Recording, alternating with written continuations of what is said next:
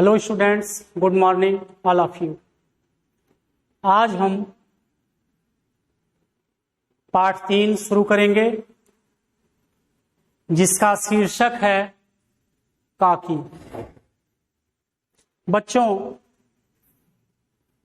इस पाठ में लेखक ने एक बच्चे का मां के प्रति स्नेह को बड़े मार्मिक अंदाज में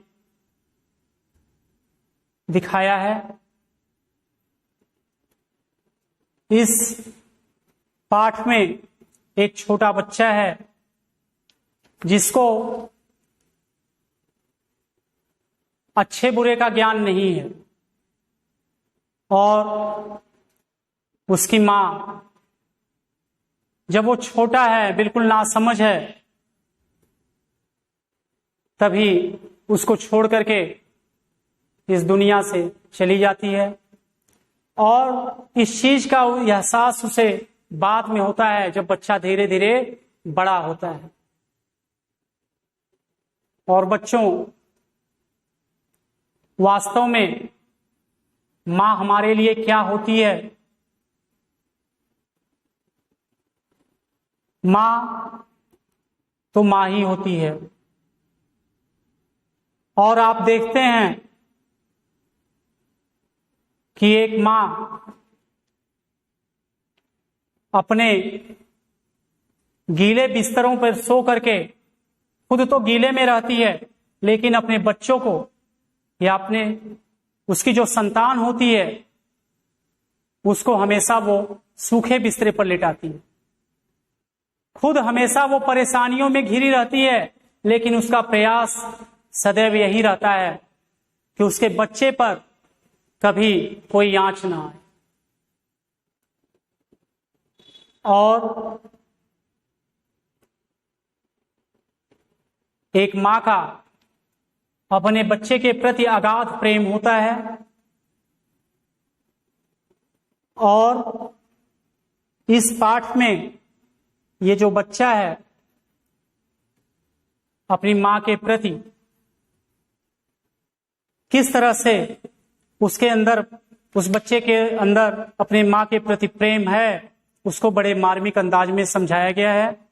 आइए पढ़ते हैं। शीर्षक है पाठ का काकी।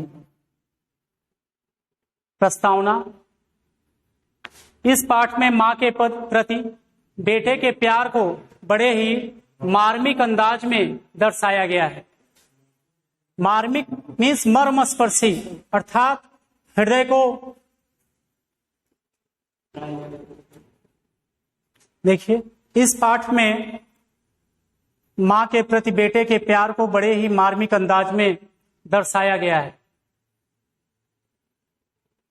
बालक अपनी दिवंगत मां को पतंग की सहायता, दिवंगत मीन्स इस दुनिया से विदा हो जाना,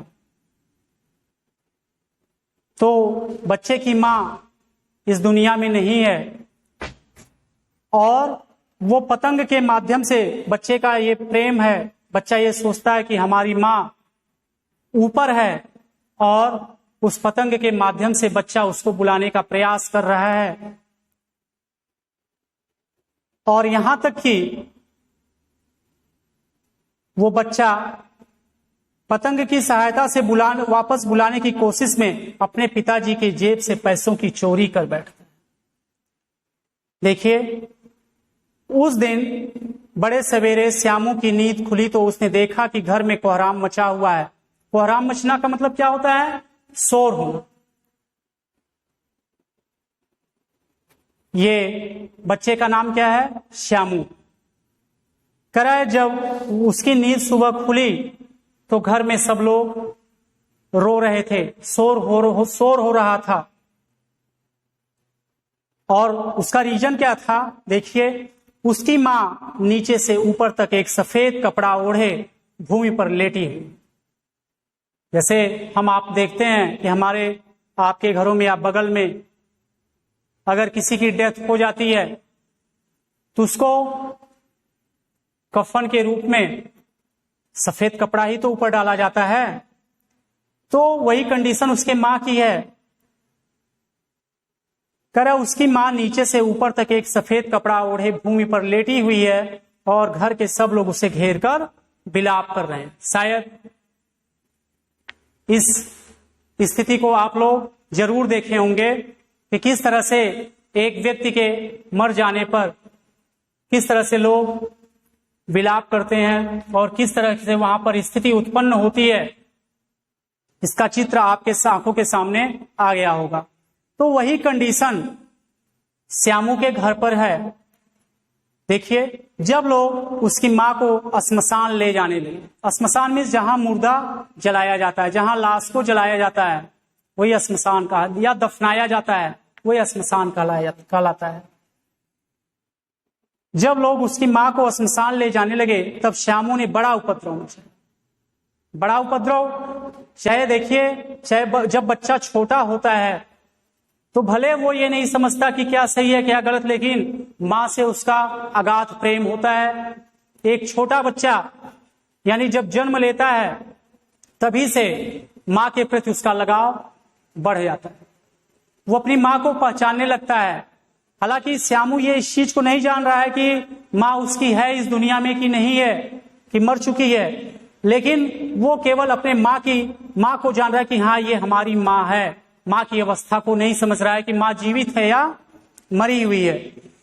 तो वही कह रहा है, जब लोग उसकी मां को श्मशान ले जाने लगे तब श्यामू ने बड़ा उपद्रव मचाया।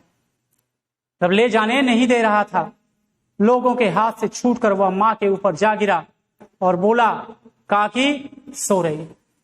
अब देखिए कितने मार्मिक अंदाज में, मार्मिक मीन्स होता है हृदय स्पर्शी, हृदय को छू लेने वाला। वह मां के ऊपर जा गिरा और बोला, काकी सो रही है। मां उसकी मर गई है, लेकिन बच्चा क्या समझ रहा है, काकी उसकी मां, यहां काकी वर्ड उसकी मां के लिए आया है। काकी सो रही है, इसे इस तरह उठाकर कहां ले जा रहे हैं। उसके समझ से कि उसकी मां सोई हुई है और उसे कहां ले जाया जा रहा है, इस चीज को सोच सोच करके वो परेशान है। मैं इसे नहीं ले जाने दूंगा। बच्चा बोल रहा है, मैं इसे कहीं नहीं ले जाने दूंगा। लोगों ने बड़ी कठिनाई से उसे उठाया, उसे काकी के दाह संस्कार में नहीं जाने दिया। दाह संस्कार में जब मुर्दे को जलाया जाता है तो वहां पर बच्चे को नहीं जाने दिया गया। एक दासी राम राम करके उसे घर में ही संभाले। दासी माने नौकरानी। एक नौकरानी ने बच्चे को घर में ही रोक रखा। देखिए नेक्स्ट पैरा, लोगों ने उसे यह विश्वास दिलाया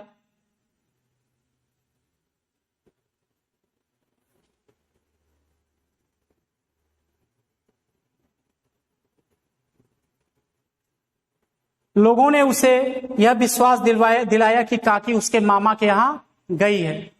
जैसे जब छोटा बच्चा होता है तो लोग बच्चे को, उसकी मम्मी अगर नहीं होती हैं तो बच्चे को लोग बहलाते फुसलाते ना कि मम्मी आपकी वहां गई है। उसी तरह से उसकी माँ को लोग ये उसको फुसला रहे हैं, बहका रहे हैं कि तुम्हारी माँ मामा के यहाँ गई हुई है, फिर आएगी। परंतु यह बात उससे अधिक दिन तक छिपी न रह सकी और काकी और कहीं नहीं बल्कि ऊपर राम जी के यहाँ गई हुई। जैसे जैसे बच्चा वो बड़ा हुआ, धीरे धीरे उसकी बुद्धि विकसित हुई।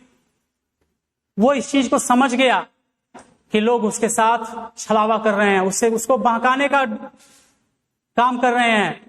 उसकी मां वास्तव में इस संसार में नहीं है, वो ऊपर राम जी के यहाँ गई है। कई दिन तक काकी के लिए लगातार रोते रोते उसका रुदन तो धीरे धीरे शांत हो। मीन्स कई दिन तक, जैसे जब मम्मी को, अपनी मां को नहीं पाता है, वो रोने लगता है। और वास्तव में अगर मां इस पूरे संसार को ही छोड़ करके दूसरी दुनिया में चली गई हो, मतलब परलोक में चली गई हो, तब बच्चे की पीड़ा का अंदाजा लगाना बड़ा मुश्किल है। तो वो ज्यादा दिनों तक रोता ही रह गया, लेकिन रोते रोते धीरे धीरे वो